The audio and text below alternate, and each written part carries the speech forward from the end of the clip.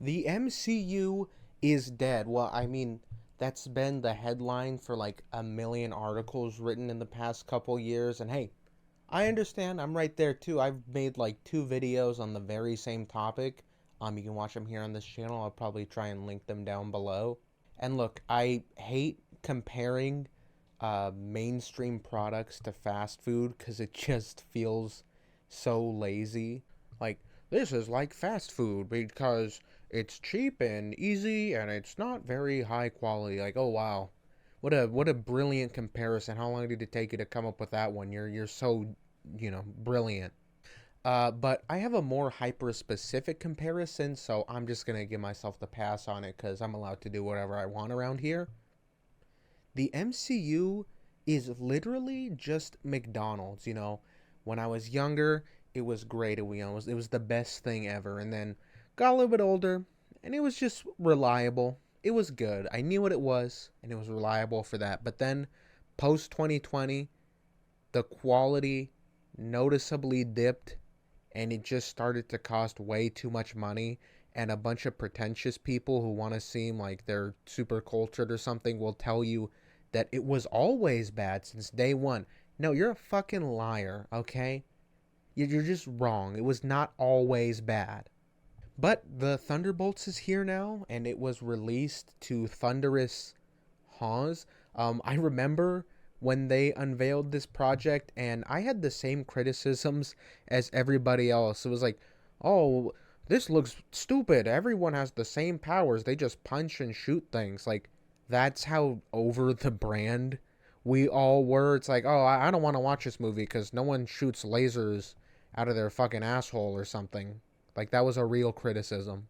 But it's here now, so I'm going to talk about it. And funny enough, this movie kind of addresses several of the criticisms I've made in my two MCU videos, so I'm going to use that mostly to go over my thoughts on this movie. So, one of my first big complaints in my first MCU movie was that it just wasn't cool anymore. None of the new characters were cool. None of the movies looked cool. None of the trailers looked cool. And that's just something that immediately sticks out to me about this movie is that I genuinely think it's cool. Like, the marketing got me excited leading up to it. And the movie, when it was here, when I was watching it, I thought multiple times, I was like, this is actually pretty fucking badass. Like, the Winter Soldier has not been this cool since Captain America 2. Like, he's just been the epitome of that meme where it's like the boss villain in the video game when you fight them versus when you unlock them as a playable character, because it's just so true. Like, in the Winter Soldier, he was a genuine menace. Like, he could fight Captain America. He just tore through anything that got in his way. He felt like a threat. But once they cured him and he became a good guy, he never felt like he was on Captain America's level. Like, he just felt like a dude with a gun. The coolest thing he did after the Winter Soldier was pick up Rocket in Infinity War and spin around with him.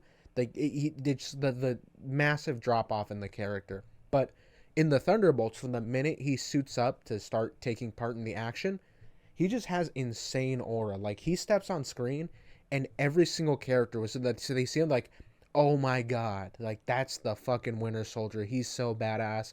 For the first time, he doesn't feel like a side, like, tertiary character, and you feel like they're making use of his veteran status in the MCU because he's been here for a long time, but for the first time, because these characters are so new, and they do this really well where he feels like he kind of has a calming presence. There's a lot of chaos in the group and in the story and in just the movie as a whole, with the main cast, like, Yelena and John. And as soon as he shows up, you get this feeling like it's like the boss is here and everyone's like, okay, it's time to fall into line. And I thought that was really cool. And I feel like they were knowledgeable about this because his first action scene, he has that, like, explosive disc launcher that he used to flip over Nick Fury's car in Winter Soldier. He has that. So it kind of felt like they're like, don't worry, this is classic Winter Soldier back. The part where it's in the trailer where he flips over the Humvee with one arm, it's just cool. It's like, this is a cool character. And everybody else is too. Yelena has multiple cool fight scenes. Ghost powers look really, like, they're just awesome. They're visually well done. I like the way she kind of, like, It seems kind of, I like the aesthetic of her like fading out and how it gets kind of blurry and like shiny, sparkly, I guess, and fades in and out. They make good use of her abilities in that way. The one of the very first action scenes in the movie, there's that sequence they kind of show for a minute in the trailer where one character throws a knife and the other one catches it and they throw it at another person, or no, it like bounces off someone else. Another person catches it and uses it to try to stab the first person that throws it. So everyone gets a moment to do something badass and a moment where you're like, okay, that was pretty fucking sick. Again, something that's been missing from the recent MCU. Like I went over, I'm like, no one wants to be Photon or whatever her name is from the Marvels. No one wants to be Gilgamesh. They don't have any moments that stuck out in my mind. I was like, that was fucking awesome. I wish I could be that person in my power fantasy. Like, they even fixed Taskmaster's design. Well, one of the most horrible designs in the MCU, and in this one, Taskmaster blows up. Like, that's a fucking sick suit. The mask is great. And weirdly, this movie might have the coolest MCU character we've ever seen, the Sentry.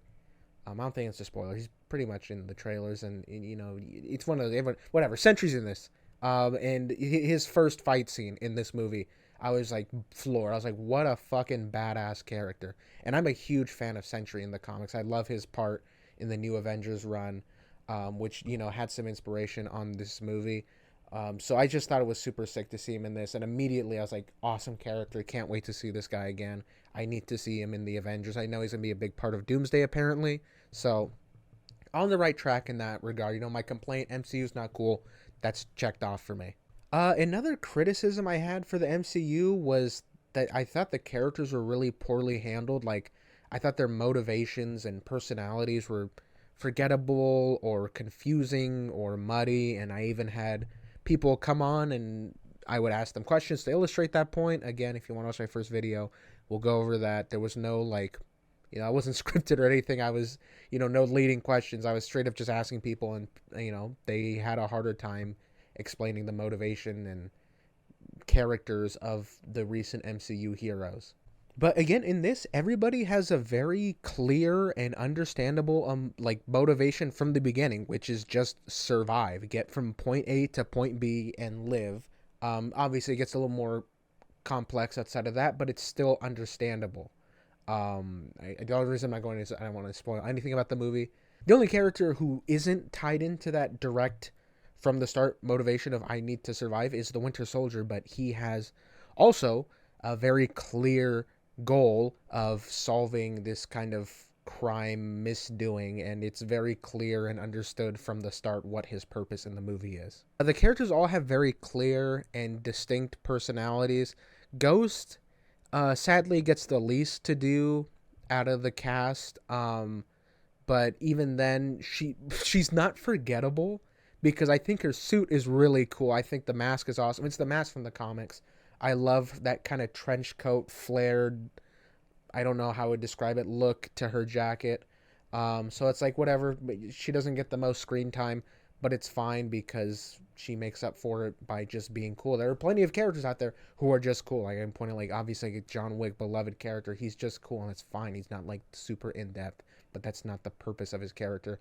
But you get like Yelena and John Walker have a lot more to do, and they're explored more under the hood. This movie mostly deals with lack of purpose and trying to find who you are and what your identity is and not being happy with who you are or where you're at.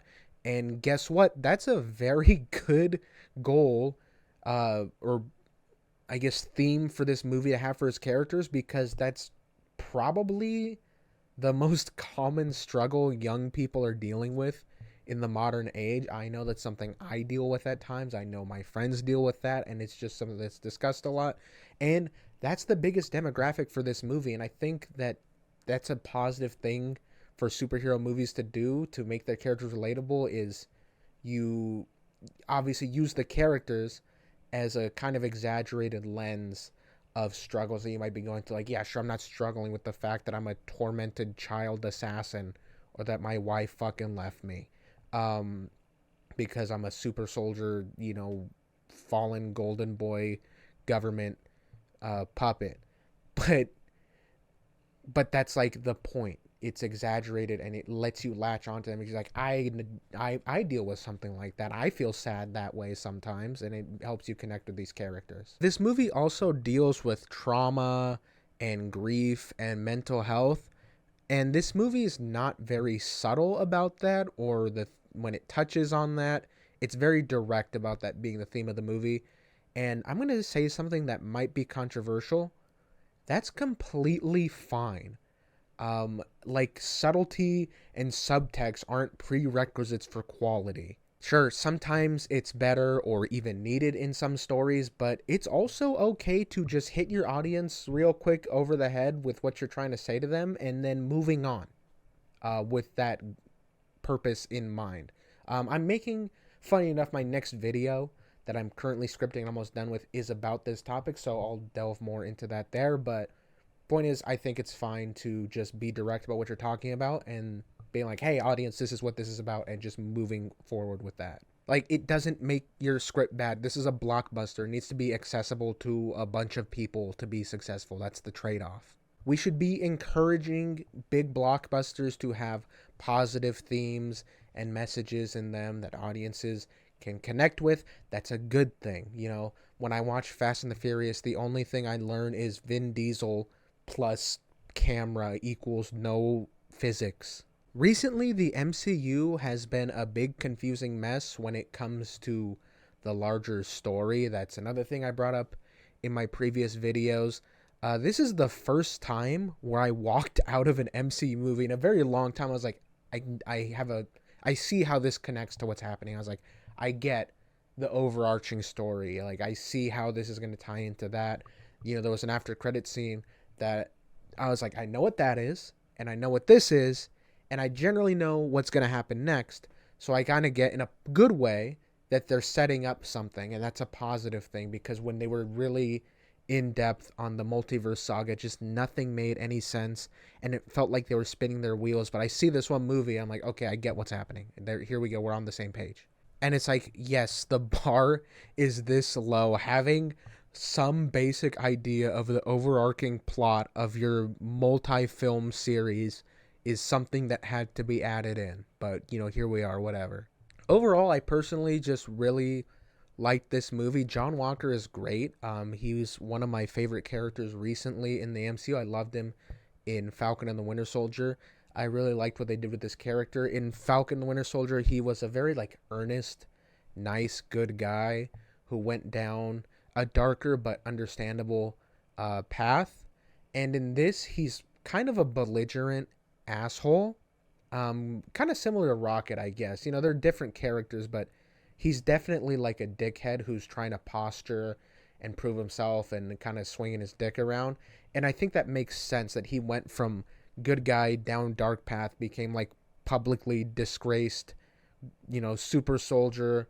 And you can see how that and things that they reference that have happened before this movie, how that would lead to him being like this guy who walks in a room and is like, hey, I'm an asshole. I'm fucking Captain America, which is kind of what he is in the comics. He's kind of like Captain America as an asshole. So I like that. And I really liked him in this. And it felt different from his character, but it didn't feel like a betrayal of him. And it didn't feel like they were trying to slander the character or take him in a negative direction, which is something I kind of, well, I guess Falcon the Winter Soldier didn't end up doing that. I kind of, my mini tangent, when I was watching Falcon and the Winter Soldier, I really liked his character. And I was like, please don't drag this character down into villain territory and beat me over the head with some fucking lame story about whatever. I don't fully like what they did with the character, but actually I more don't like how the characters in the show treated him. Like, the way that Falcon and Bucky talked to him and were rude to him was weird, and it kind of felt like you were at the audience was supposed to dislike him as well. But I guess that wasn't what they did in the end, because he kind of had his redemption arc and chose to do the right thing by the end. So I don't know. Whatever. Point is, I really like that character, and I know he's popular with a certain group of people. Like, he has his fans, so if you like the character like I do, I think you'll like him a lot here. And it's just like, I can't tell you the last time I was excited for the future of the MCU. I know that Guardians 3 came out semi-recently, like a year ago, probably a little more. Time flies. I love that movie. I love James Gunn, but that felt like a closing of a chapter, so it didn't make me excited for the future. This feels like opening up a new one. I've seen people say that this movie feels like a breath of fresh air, and I think that's completely spot on. Like when I walked out of this theater, it felt um, like when I walked to this theater, it felt like I was getting out of a stuffy car and was just breathing in that, cold air. I was with, some friends, and this is, again, I walked out of this movie and I was like, that was awesome. I was like, I love that. I can't wait to see what they're going to do next with these characters. I can't wait to see them again. And it just felt so alien. Like I felt like I was back in like 2015. It was so odd, but positive things all around. Like even the recent Deadpool and Wolverine. I like that movie. Um, but I'm not under any delusions about what that movie is. I don't think it's bad. I like it. But it does feel very MCU conveyor belt, and I like what Sean Levy did with it and with the characters. I don't want to be all pretentious, like oh blah, blah, blah. But that was a movie that felt like it was made for the nerds like me. And that's cool, and I liked it. But it was nice to see something that was with not a bunch of fan favorite beloved characters. It's like okay, I do my best to avoid the temptation of like the key jangling, but I'm not Batman. My will is breakable. I will crack under a certain amount of pressure. But Thunderbolts just never feels like factory produced like gray slime sludge that you're supposed to eat like in a dystopian future. Like you feel that this is made by someone with actual passion, and this movie feels very authentic. Because I think it's not a giant blurry green screen hellscape. And I'm sure there are green screens, but I mean, there definitely is. Every movie has them now. But that's the thing, like every movie has them. And I think this movie uses them the way most movies do.